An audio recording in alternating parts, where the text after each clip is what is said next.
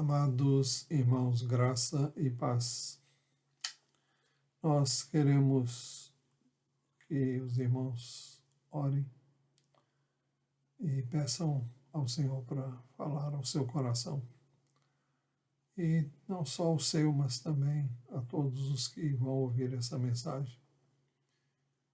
Que Deus toque em cada um conforme a necessidade que Ele sabe. Cada um tem. Senhor, nós te pedimos que Tu recebas a nossa gratidão. Podemos nos dirigir a Ti na certeza de sermos ouvidos, e não é porque mereçamos, não.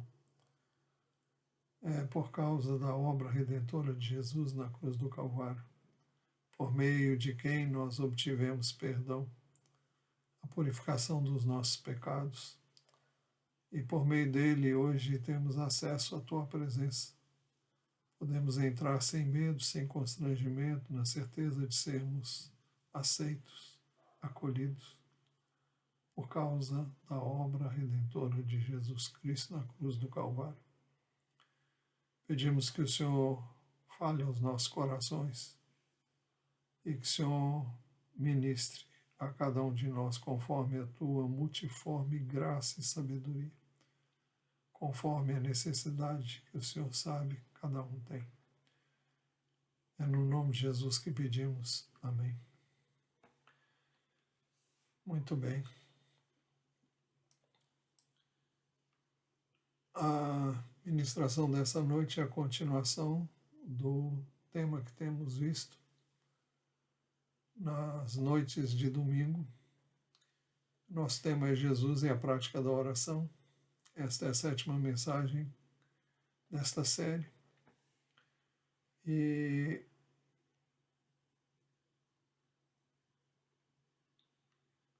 nós temos visto que Jesus estava orando em certo lugar, e quando ele terminou de orar,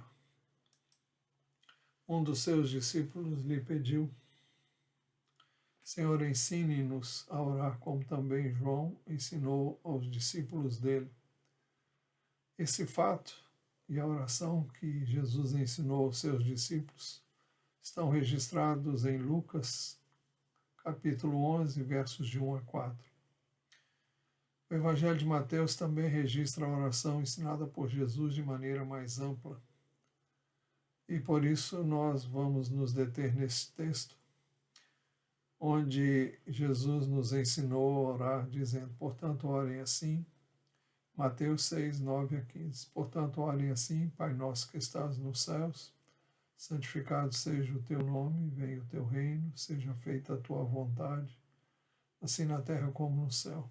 O pão nosso de cada dia nos dá hoje, e perdoa-nos as nossas dívidas, assim como nós também perdoamos aos nossos devedores. E não nos deixes cair em tentação, mas livra-nos do mal, pois teu é o reino, o poder e a glória para sempre. Amém. Porque se perdoarem aos outros as ofensas deles, também o Pai de vocês que está no céu perdoará vocês. Se, porém, não perdoarem aos outros as ofensas deles, também o Pai de vocês não perdoará as ofensas de vocês. Nesta oração, Jesus ensinou princípios importantes sobre a oração. Por isso que ele diz: portanto, orem assim. O primeiro princípio é que nossa oração deve ser dirigida ao Pai. Por isso que ele ensinou-nos a orar Pai Nosso. Segundo princípio, a oração deve ser dirigida ao Pai que está nos céus. Por isso que ele nos ensinou a orar Pai Nosso que estás nos céus. Terceiro princípio, devemos orar ao Pai pedindo que o seu nome seja santificado. Por isso ele nos ensinou a orar: santificado seja o teu nome. Quarto princípio, devemos orar ao Pai pedindo que venha o seu reino. Por isso que ele nos ensinou a orar pedindo: venha o teu reino. Quinto princípio, devemos orar de acordo com a vontade de Deus, o Pai. Por isso que ele nos ensinou a orar pedindo: seja feita a tua vontade, assim na terra como no céu. Sexto princípio, nós devemos pedir ao Pai o alimento de cada dia. Por isso que ele nos ensinou a orar pedindo: o pão nosso de cada dia nos dá hoje. O 7º princípio, nós devemos pedir ao Pai que perdoe as nossas dívidas, da mesma forma como perdoamos aos nossos devedores. Nós vimos o verso 12 no domingo passado, onde Jesus nos ensinou a pedir e perdoa-nos as nossas dívidas. Vimos que dívidas é uma outra palavra para pecado. Pecado é justamente ficar devendo aquém do alvo de Deus para mim. Pecado é não atingir o alvo. Pecado é uma dívida que eu não consegui pagar. Meu dever para com ele é praticar o que é reto, direito, justo e bom, recomendável, ensinado por ele na sua palavra. Quando peco, faço o que não é certo para com Deus, para com o meu próximo. Fico devendo um comportamento que não consegui ter. Reconheço que não tenho como pagar o dano feito. Não posso voltar no tempo e fazer diferente. Só uma solução: pedir perdão pela minha dívida. Pedir perdão à pessoa a quem eu ofendi e também a Deus, porque assim Jesus nos ensinou a fazer. Mas esta é apenas a primeira parte do 7º princípio sobre a oração ensinada por Jesus. A segunda parte do 7º princípio é que devemos pedir ao Pai: perdoa-nos as nossas dívidas, assim como nós também perdoamos aos nossos devedores. O Pai, que está nos céus, está pronto para nos perdoar, desde que tenhamos também um coração perdoador. Perdoa-nos as nossas dívidas, assim como nós também perdoamos aos nossos devedores. Nós também perdoamos. A edição revista e atualizada diz assim: e perdoa-nos as nossas dívidas, assim como nós temos perdoado aos nossos devedores. Eu vou repetir: e perdoa-nos as nossas dívidas, assim como nós temos perdoado aos nossos devedores. O tempo e o modo deste verbo falam de uma atitude contínua, de um coração perdoador. O Pai está pronto para nos perdoar, desde que tenhamos também um coração perdoador. Perdoa-nos os nossos pecados, pois também nós perdoamos a todo o que nos deve. Assim registra o Evangelho de Lucas, capítulo 11, versículo 4. Perdão, como quase tudo na Bíblia, requer reciprocidade. Em Lucas 6, a partir do verso 36, nós lemos assim: sejam misericordiosos, como também é misericordioso o Pai de vocês. Não julguem, vocês não serão julgados. Não condenem, vocês não serão condenados. Perdoem e serão perdoados. Deem e lhes será dado. Boa medida, prensada, sacudida e transbordante será dada a vocês, porque com a medida com que tiverem medido, vocês serão medidos também. Então, perdão, repetindo, como quase tudo na Bíblia, requer reciprocidade. Eu recebo e eu devo dar. O Norman Chaplin conta um fato. Ele conta que um general, Oglethorpe, disse a John Wesley. John Wesley foi o fundador do metodismo, da igreja metodista. Foi um homem profundamente alcançado pelo Senhor e que veio a ser uma bênção tremenda. Mas esse general disse a John Wesley: eu nunca perdoo. John Wesley respondeu: então, Senhor, espero que nunca peque. E há também uma lenda acerca de Leonardo da Vinci. Eu não tenho uma ilustração melhor do que esta. É uma lenda. A lenda diz que Leonardo da Vinci, ao pintar o corpo de um homem que representava Judas Iscariotes, pintou o rosto deste exatamente como o rosto de alguém que era seu inimigo pessoal. Depois, ao tentar pintar o rosto de Jesus, por mais que quisesse, ele não conseguia. Então ele perdoou o seu inimigo pessoal e apagou o seu rosto da figura de Judas Iscariotes. Naquela noite, em sonho, viu o rosto de Cristo, que veio a ser a imagem por ele pintada para representar a Jesus. Bem, é uma lenda, mas ilustra bem o ensino de Jesus. Jesus insistiu na necessidade de perdoarmos continuamente.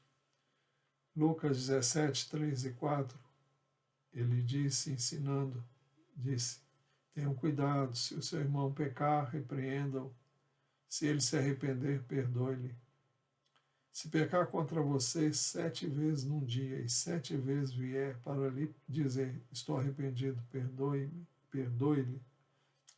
Se pecar contra você 7 vezes num dia e 7 vezes vier para lhe dizer, estou arrependido, perdoe-lhe. Então, não há limite para nós perdoarmos. Jesus falou sobre a necessidade que nós temos de mostrar a quem pecar o seu erro. Mateus 18, 15 a 17, ele disse, se o seu irmão pecar contra você, vai e repreenda-o em particular. Se ele ouvir, você ganhou seu irmão. Mas se não ouvir, leve ainda com você 1 ou 2 pessoas, para que pelo depoimento de 2 ou 3 testemunhas toda a questão seja decidida. E se eles recusar ouvir essas pessoas, exponha o assunto à igreja. E se ele recusar ouvir também a igreja, considere-o como gentio e publicano.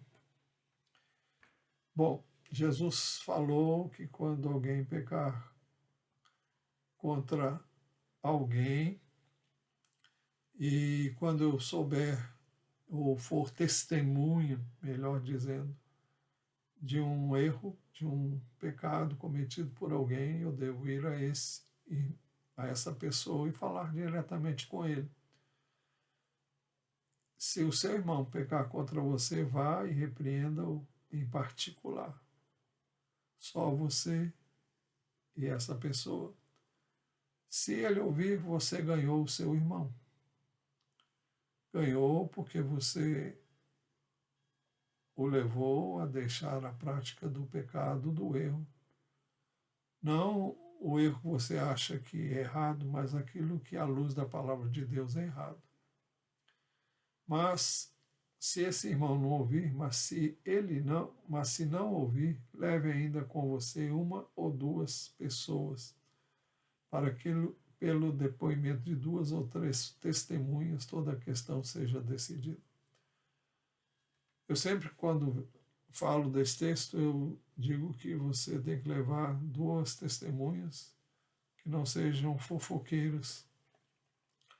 Pessoas que você vai levar, pessoas que têm o mesmo propósito que você teve ao procurar esse irmão para levá-lo a deixar o seu pecado, seu propósito, e o dessas 2 pessoas devem ser o mesmo, o de restaurar a vida desse irmão e não condená-lo. Então, mas se não ouvir, leve ainda com você 1 ou 2 pessoas, para que pelo depoimento de 2 ou 3 testemunhas toda a questão seja decidida. E se eles recusarem ouvir essas pessoas, expõe o assunto à igreja. Então, você vai, fala com a pessoa, se ela não ouvir, você leva mais 2, que vão enfatizar a importância dela tomar uma decisão com relação ao pecado dela. Se ela persistir na prática do erro e se recusar a ouvir você e as pessoas que foram com você, então o assunto deve ser trazido à igreja. Bom, a questão básica é que a igreja toda não pode ir a essa pessoa, mas ela deve vir à igreja para ouvir a igreja. Mas dificilmente alguém nessa situação vem para ouvir a igreja, ou para falar a igreja, ou para contar a sua versão.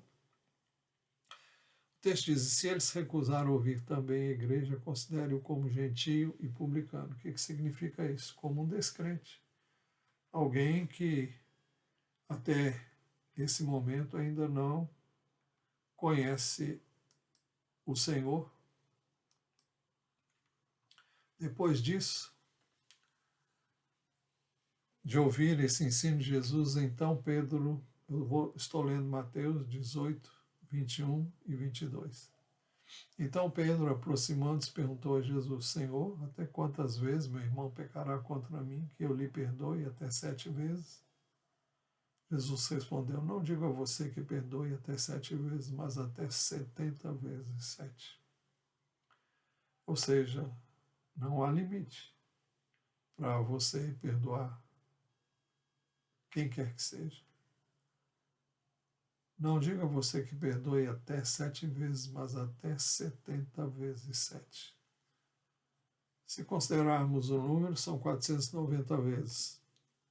Mas o sentido da colocação de Jesus, aproveitando o fato de Pedro ter dito se seria até 7, e Jesus então coloca um número aqui que é gigantesco para falar da necessidade de perdoar quantas vezes for necessário, até se for mais de 490 vezes.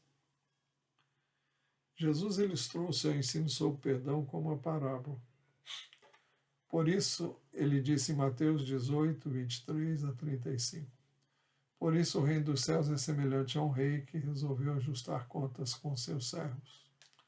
E passando a fazê-lo, trouxeram-lhe um que lhe devia 10.000 talentos. 10.000 talentos hoje são 60 milhões de denários. Denário era aquilo que uma pessoa ganhava por dia. No nosso caso, seria o salário mínimo de uma pessoa ou de um diarista. E, de acordo com a lei brasileira, ninguém pode ganhar menos do que R$ 34,83 por dia. Multiplicando isso por 60 milhões de denários, nós vamos encontrar uma cifra absurda: 2.809.800.000 é muito dinheiro. Então essa era a dívida daquele homem, daquele servo. O texto diz que um rei resolveu ajustar contas com seus servos e, passando a fazê-lo, trouxeram-lhe um que lhe devia 10.000 talentos. Eu disse, trazendo isso para os nossos dias, à luz do que ganha um trabalhador que recebe o salário mínimo, é uma dívida de 2.809.800.000. Mas ele não tinha como pagar. Então o texto diz: não tendo ele, porém, com que pagar, o senhor desse servo ordenou que fossem vendidos ele, a mulher, os filhos e tudo que possuía, e que assim a dívida fosse paga. Era comum, no tempo de Jesus, as pessoas fazerem isso. Quando não podiam pagar, elas eram vendidas como escravas e, se elas conseguissem resgatar a dívida, elas ficariam livres. Senão, elas permaneceriam como escravas. Então, o servo, quando ouviu isso, a sentença do rei, caindo aos pés do rei, caindo aos pés dele, implorava: tenha paciência comigo e pagarei tudo ao Senhor. E o senhor daquele servo, compadecendo-se, mandou-o embora e perdoou-lhe a dívida.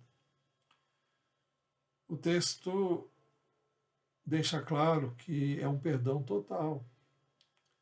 Ele não só ficou livre da dívida, como não teria que pagar nada. Ele estava perdoado. porque o rei compadeceu-se do seu servo, por isso mandou embora e perdoou-lhe a dívida. Muito bem. Saindo, porém, aquele servo que havia sido perdoado dessa quantia fabulosa, essa quantia impressionante, saindo, porém, aquele servo encontrou um dos seus conservos que lhe devia 100 denários. 100 denários seria R$ 3.483. Comparando isso com a dívida dele, que era de bilhões, era uma quantia irrisória, uma quantia pequena, insignificante. Mas o que esse servo que foi perdoado de uma quantia tão grande fez? Ele agarrou esses conservos, começou a sufocá-lo dizendo: pague-me o que você me deve. Então o seu conservo, caindo aos pés dele, pedia.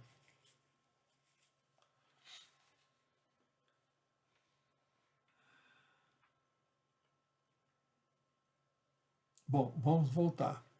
Agarrando, começou a sufocá-lo, dizendo: pague-me o que você me deve. Então o seu conservo, caindo aos pés dele, pedia: tenha paciência comigo e pagarei tudo a você. Se você se recorda, foi exatamente isso que ele pediu ao rei, que estava disposto a vender ele e toda a família dele para pagar a dívida. Mas ele pediu: tenha paciência comigo, pagarei tudo a você. E quando o rei ouviu isso da boca desse servo, ele perdoou. Mas ele, esse servo perdoado, ao ouvir esse pedido de alguém que lhe devia uma quantia pequena, o texto diz que ele, porém, não quis perdoar, não quis ter compaixão. O texto diz que, pelo contrário, ele foi e o lançou na prisão até que saudasse a dívida. Mas, quando ele fez isso, os seus companheiros que viram o que havia acontecido ficaram muito tristes e foram relatar ao seu senhor tudo o que havia acontecido, ou seja, ao rei. Então o senhor, chamando aquele servo, lhe disse: servo malvado, eu lhe perdoei aquela dívida toda porque você me implorou. Será que você também não devia ter compaixão do seu conservo, assim como eu tive compaixão de você? Indignando-se, o senhor entregou aquele servo aos carrascos até que ele pagasse toda a dívida. Carrascos aqui literalmente significa atormentadores ou torturadores. E é uma figura de Satanás. Assim também o texto termina: o meu Pai que está no céu fará com você, se do íntimo não perdoarem cada um a seu irmão. A coisa é muito séria, porque não se trata de dizer eu perdoo, mas o perdão tem que vir de dentro. Bom, eu sempre digo que amar é uma questão de escolha. Você escolhe amar. E não é um sentimento. Da mesma forma, o perdão não é um sentimento. Você não tem que sentir que perdoa, você tem que escolher perdoar. Você vai a Deus e diga: eu perdoo fulano, eu abençoo fulano, eu peço que o Senhor o perdoe, que o Senhor o abençoe. Isso é perdoar. E quando você se dispõe a fazer o que você sabe Deus quer que você faça, então você vai sentir-se livre daquele peso, da falta de perdão. E então você deve perdoar o íntimo. Por isso que o texto diz: assim também meu Pai que está no céu fará com vocês, se do íntimo não perdoarem cada um a seu irmão. O texto é claro em dizer que o perdão que nós recebemos de Deus através de Jesus perderá a validade se eu me recusar a perdoar quem quer que seja. porque eu fui perdoado de todos os meus pecados. Jamais poderia pagar essa dívida. Eu creio que todos nós, se fizermos uma autoanálise, se olharmos para trás, nós temos muito que agradecer a Deus, porque Ele nos tem perdoado de tantos pecados, de tantos erros que cometemos ao longo da nossa vida. Todos nós, se pudéssemos reescrever a nossa história, a reescreveríamos de maneira diferente. Mas eu não posso voltar lá atrás. Eu não posso refazer o que eu fiz de errado, eu não posso mudar o que já foi feito.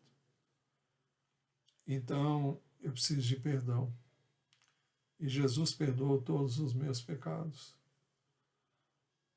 E se Ele fez isso, e Ele é Deus, e o Pai é Deus, e Ele nos perdoa por meio de Jesus, quem sou eu e quem é você para nos recusarmos a perdoar quem quer que seja?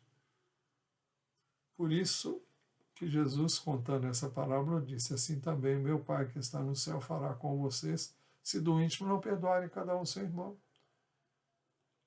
Você é chamado a perdoar alguém por um erro que ele cometeu.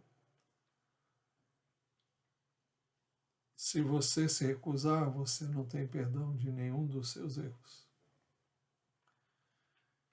O apóstolo Paulo escreveu aos Colossenses e no capítulo 2, versículos 13 a 15, nós lemos assim: e quando vocês estavam mortos nos seus pecados e na incircuncisão da carne, Ele lhes deu vida juntamente com Cristo, perdoando todos os nossos pecados.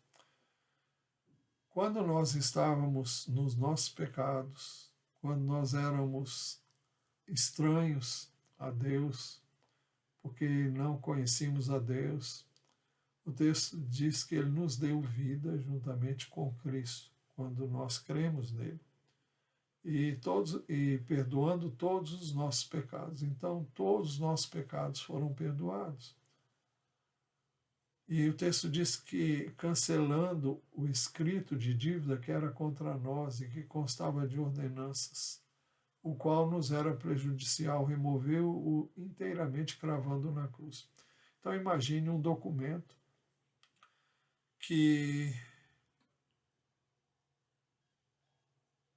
em sentido figurado, estava nas mãos do diabo, porque o pecado dá direito a Satanás de ter as nossas vidas sob seu controle. E quando Jesus foi à cruz, Ele recebeu sobre Ele o nosso pecado. Quando nós cremos nele, através da obra de Jesus na cruz, o escrito de dívida que estava nas mãos do diabo, foi cancelado. E era como um documento que dava a ele o direito sobre as nossas vidas.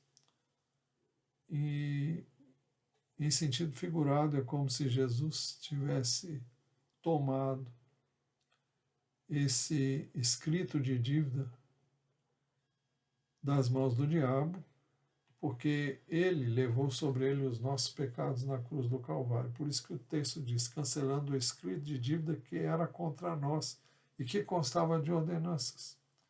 São os mandamentos que nós deixamos de cumprir. E a Bíblia diz que o salário do pecado é a morte. Então, o texto diz: o qual nos era prejudicial, removeu inteiramente, cravando na cruz. E despojando os principados e potestades, ou seja, os principados e potestades das trevas, publicamente os expôs ao desprezo, triunfando sobre eles na cruz. Ali, na cruz, Jesus triunfou sobre os nossos pecados, triunfou sobre os principados e as potestades que nos mantinham cativos e nos faziam escravos desses poderes das trevas. Então, foi isso que Jesus fez. E se ele fez isso por nós, nós também devemos fazer o mesmo por quem nos cometer algum deslize contra nós ou contra quem quer que seja. Isso nos leva ao nosso texto básico, que é o 7º princípio. Devemos pedir ao Pai: perdoa-nos as nossas dívidas, assim como nós também perdoamos aos nossos devedores. Devemos perdoar da mesma forma como nós fomos perdoados. E se queremos perdão, nós devemos também perdoar a quem nos deve alguma coisa. A falta de perdão abre espaço para o diabo. O apóstolo Paulo, escrevendo aos Coríntios, na sua 2ª epístola aos Coríntios,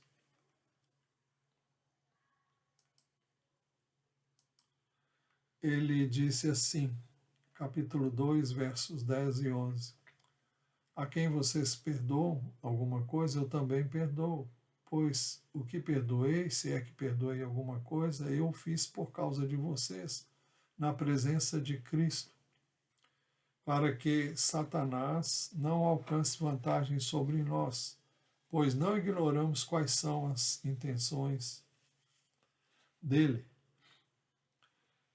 O que o texto está dizendo é que nós devemos perdoar para que não venhamos a dar espaço para o inimigo agir. A falta de perdão é pecado. E o pecado abre espaço para que o inimigo venha, deite e role na vida de quem está em pecado. Então, o que dá direito à ação do inimigo na vida das pessoas é o pecado. E quando eu deixo de perdoar alguém, eu estou vulnerável, totalmente vulnerável à ação do inimigo. E por isso que ele diz, para que Satanás não alcance vantagem sobre nós, pois não ignoramos quais são as intenções dele. O tempo todo ele cria situações para que eu e você fiquemos ressentidos contra quem nos entristece, quem falha, quem nos decepciona, quem nos fere de alguma forma. E nós somos tentados o tempo todo a ficar ressentidos contra quem pecou contra nós. E ele nos adverte sobre a necessidade de perdoarmos. Ele diz que ele perdoa, que ele perdoava. A quem vocês perdoam alguma coisa, eu também perdoo. Pois o que perdoei, se é que perdoei alguma coisa, porque ele dá a entender que ele não tinha nada para perdoar. Mas se existia alguma coisa, ele estava pronto a perdoar. Eu o fiz por causa de vocês na presença de Cristo, para que Satanás não alcance vantagem sobre nós, pois não ignoramos quais são as intenções dele.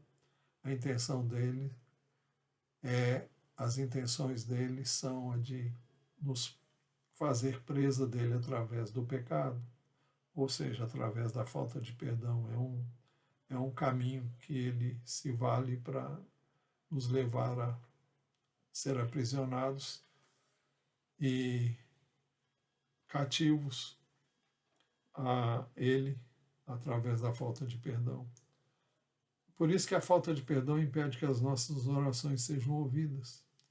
Escrevendo na sua primeira epístola, o apóstolo Pedro diz assim, dirigindo-se aos maridos, no capítulo 3, versículo 7, na sua primeira epístola. Maridos, vocês igualmente vivam a vida comum do lar com discernimento, dando honra à esposa, por ser a parte mais frágil e por ser co-herdeira da mesma graça da vida. Agindo assim, as orações de vocês não serão interrompidas. Se nós não formos sensíveis aqui no caso a nossa esposa, no caso dos maridos, e se eu deixar de agir com ela como a Bíblia recomenda, eu vou ter as minhas orações interrompidas e não terei então a certeza de que a minha oração subirá. Não é questão de não ter certeza, é que eu não vou ter como continuar orando se eu estou em pecado, se eu deixar de viver a vida comum do lar com discernimento, se eu deixar de dar honra à esposa como vaso mais frágil, e por ser ela cordeira da mesma graça da vida. Dissemos quando estudamos sobre esse texto, nós falamos que essa fragilidade da esposa se deve ao fato dela estar em posição de submissão. E o marido não deve prevalecer-se da sua posição de líder, de cabeça, para agir de modo a ferir a sua esposa, de modo a deixar de honrá-la como ela deve ser honrada, porque ela está fragilizada por um coração quebrantado e sujeito à liderança do marido. Então, cabe ao marido honrar a sua esposa através de várias maneiras, mas, sobretudo, honrando-a como herdeira e co-herdeira da mesma graça da vida. E se os maridos fizerem isto, as orações deles não serão interrompidas. Agindo assim, as orações de vocês não serão interrompidas. A falta de perdão impede que recebamos o perdão de Deus. Por isso que Mateus 6, 14 e 15, depois de ensinar os seus discípulos a orar, ele disse, porque se perdoarem aos outros as ofensas deles, também o Pai de vocês que está no céu perdoará vocês. Se, porém, não perdoarem aos outros as ofensas deles, também o Pai de vocês não perdoará as ofensas de vocês. Então, para que nós recebamos perdão, nós temos que nos dispor a perdoar. A falta de perdão é como o pecado deliberado. Hebreus 10, 26 em diante diz assim, porque se continuarmos a pecar de propósito, se eu sei que eu tenho que perdoar e não perdoo, porque se continuarmos a pecar de propósito, depois de termos recebido o conhecimento da verdade, já não resta sacrifício pelos pecados. Pelo contrário, resta apenas uma terrível expectativa de juízo e fogo vingador prestes a consumir os adversários. O texto diz ainda mais, quem tiver rejeitado a lei de Moisés morre sem misericórdia pelo depoimento de 2 ou 3 testemunhas.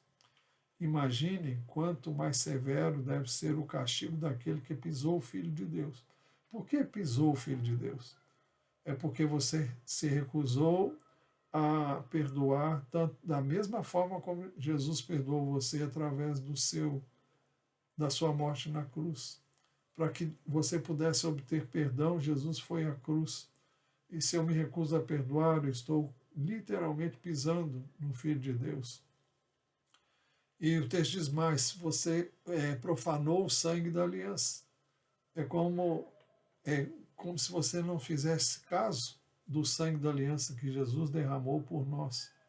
O texto diz com o qual foi santificado. Insultou o Espírito da graça. Por que o Espírito da graça? É o Espírito de Deus. Porque o Espírito de Deus nos é dado para que por meio dele nós possamos perdoar. O perdão é de Deus e o perdão está com Deus. Cabe a nós simplesmente deixar que flua o perdão que Deus quer dar a quem nos ofendeu. O texto continua, pois conhecemos aquele que disse, a mim pertence a vingança, eu retribuirei, e outra vez o Senhor julgará o seu povo. Ou seja, a vingança consiste no seguinte, se eu não perdoar, não serei perdoado. Nada mais terrível do que isso. Conclusão, quando cremos em Jesus, somos perdoados gratuitamente por Deus de todas as nossas dívidas. Mas Ele espera que nós tenhamos a mesma atitude para com aqueles que falharam no trato conosco. Então, que o Senhor tenha misericórdia de nós e não nos deixe cair no laço de recusar, perdoar a quem quer que seja. Este é o sétimo princípio e vimos a sua segunda parte. Devemos pedir ao Pai, perdoa-nos as nossas dívidas, assim como nós também perdoamos aos nossos devedores. A razão é bem simples, como dissemos há pouco, porque se perdoarem aos outros as ofensas deles, também o Pai de vocês que está no céu perdoará vocês. Se, porém, não perdoarem aos outros as ofensas deles, também o Pai de vocês não perdoará as ofensas de vocês. Senhor, nós queremos, em nome de Jesus, te agradecer pelo perdão que o Senhor nos deu através de teu Filho, nosso Senhor Jesus Cristo. Te agradecemos por tudo que ele sofreu, por tudo que ele suportou por nós. E queremos, em nome de Jesus, perdoar sempre quem quer que nos ofenda, quem quer que nos maltrate, quem quer que nos fira, quem quer que peque contra ti e contra nós também. Que o Senhor nos dê um coração sempre perdoador. E pedimos que o Senhor nos ajude a perdoar, a amar constantemente, continuamente. Pedimos que o Teu Espírito nos tome e nos ajude a viver este ensino. Hoje e em cada ocasião com a qual nos depararmos com situações nas quais tenhamos que perdoar. Por isso que nós pedimos, Senhor, perdoa-nos as nossas dívidas, assim como nós também perdoamos aos nossos devedores. E pedimos que Tu não nos deixes cair em tentação, mas que Tu nos livres do mal. Porque Teu é o reino, o poder e a glória para sempre. Recebe a nossa gratidão, nosso louvor. Nós pedimos em nome de Jesus. Pedimos que o Senhor abençoe o Teu povo. Que o Senhor venha ao encontro do Teu povo, das suas necessidades. Que o Senhor bem conhece.